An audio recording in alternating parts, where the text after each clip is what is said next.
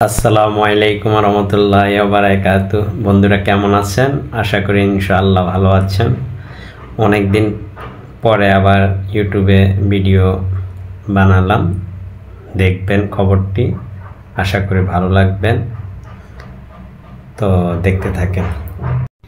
সশস্ত্র বাহিনী দিবস উপলক্ষে বেগম খালেদা জিয়া 12 বছর পরে সেনাকুঞ্জে এসেছে এবং ওনাকে ঘিরেই সকলে আনন্দ এবং খুবই উৎফুল্ল সবাই, কারণ উনি বাংলাদেশের জন্য অনেক কিছু করেছে এবং উনি এই ফ্যাসিবাদ সরকার ওনাকে যথেষ্ট নির্যাতন করেছে, যেটা ভাষায় প্রকাশ করার মতো না। উনি অসুস্থ হওয়া সত্ত্বেও ওনাকে বাইরে চিকিৎসা করতে দেয়নি। দেখেন আল্লাহ কিভাবে মানুষকে সম্মান দেয়, সেটা আবারও প্রমাণ।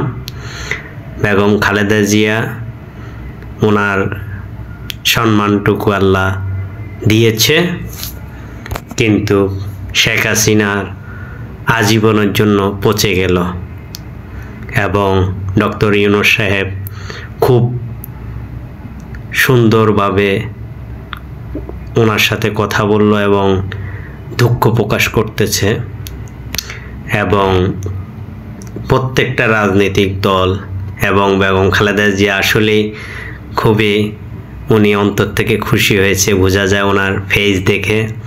এবং উনি যে 12 বছরের যে কষ্ট, সেটা ওনার ইনশাআল্লাহ লাঘব হয়েছে, কারণ মানুষ ইচ্ছা করলেই মানুষের সম্মান ইজ্জত নষ্ট করতে পারে না।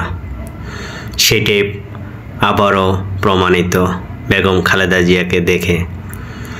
ওনাকে নিয়েই সবাই ব্যস্ত। দেখেন পুরা সময়টায় আমি যতটুকু দেখলাম সবাই ওনাকে নিয়ে ব্যস্ত, এবং ওনার মুখে এই যে সারজিৎ, হাসনাত, ওরাও খুশি, ওরাও এসেছে এবং সাক্ষাৎ করার জন্য।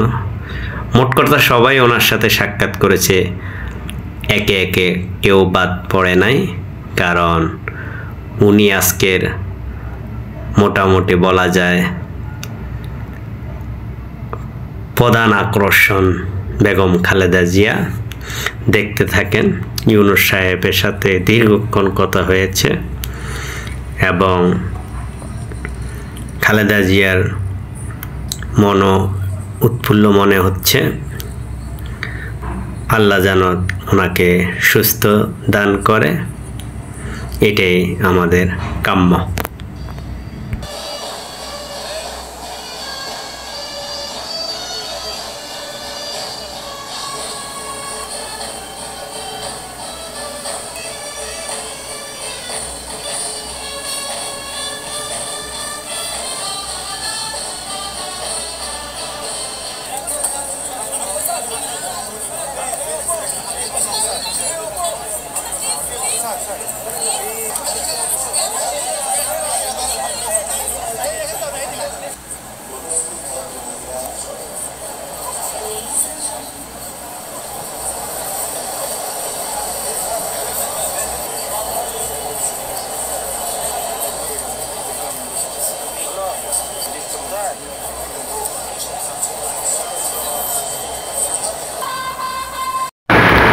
বেগম খালেদা জিয়ার জন্য সবাই দোয়া করবেন।